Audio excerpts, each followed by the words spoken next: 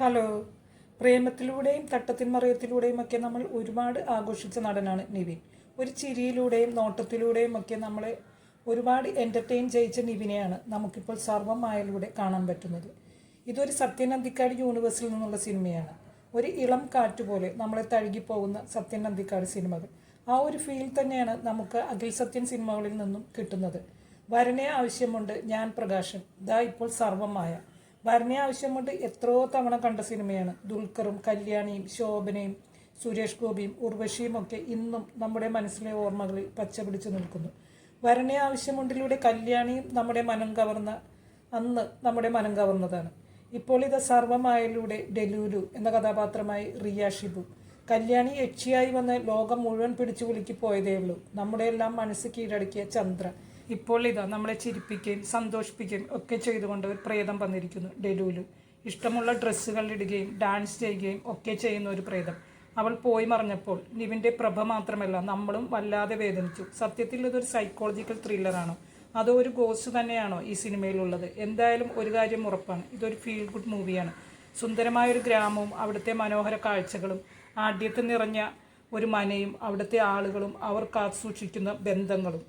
അച്ഛൻ, വല്യച്ഛൻ, ചേട്ടൻ, അജുവിൻ്റെ രൂപയുടെ അമ്മ എല്ലാവരെയും നമ്മൾ വല്ലാതെ ഇഷ്ടപ്പെടും. വീട്ടുകാര്യങ്ങളെല്ലാം നോക്കി നടത്തുന്ന ആ തുളസി ചേച്ചി, പപ്പു എന്ന നായ, എല്ലാറ്റിനും ഉപരി നിരീശ്വരവാദിയായ നിവിൻ്റെ പ്രഭേന്ദു, കൂടെ ഡെലൂലുവും. അപ്പോൾ പ്രേതം ഉണ്ടോ അതോ പ്രഭയുടെ തോന്നലുകളാണോ? എന്തായാലും എൻ്റെ തോന്നലുകൾ ഞാൻ പറയാം.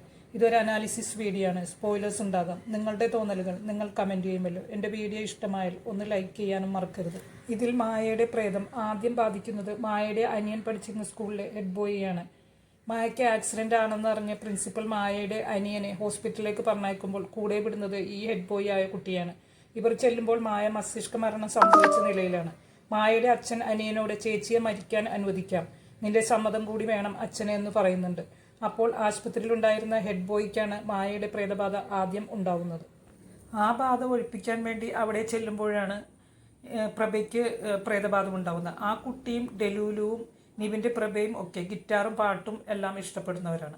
മായ ഒരു പ്രേതമാണോ അതോ പ്രഭയ്ക്കുണ്ടാകുന്ന ഒരു മാനസിക വിഭ്രാന്തിയാണോ? എന്തുകൊണ്ട് പ്രഭയ്ക്ക് ഒരു മാനസിക വിഭ്രാന്തി ഉണ്ടാവണം? മായക്കൊരു ഇഷ്ടമുണ്ടായിരുന്നു, തന്നേക്കാൾ പ്രായമുള്ള താടിയുള്ള ഹിന്ദുവായ ഒരാൾ.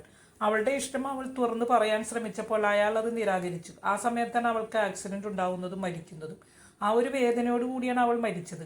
ആ ആൾ പ്രഭ ആയിരുന്നെങ്കിൽ അവൾ ആദ്യമേ പ്രഭയുടെ അടുത്തല്ലായിരുന്നു വരേണ്ടിയിരുന്നത്, ആ കുട്ടിയുടെ അടുത്തല്ലല്ലോ.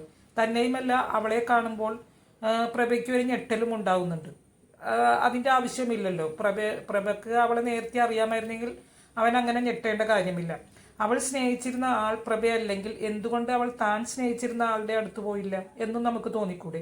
അതിന് കാരണം അവൾ തുടക്കം മുതലേ പറയുന്നുണ്ട്, ഞാൻ ആരാണ്, എൻ്റെ പേരെന്താണ്, എങ്ങനെ മരിച്ചു എന്നൊന്നും അവൾക്ക് ഓർമ്മയില്ലെന്ന് പറയുന്നുണ്ട്.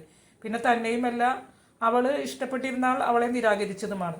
എന്തായാലും അവൾ പ്രഭയോട് കൂട്ടുകൂടാൻ തുടങ്ങി, അവനെ ഇഷ്ടപ്പെട്ടു തുടങ്ങി.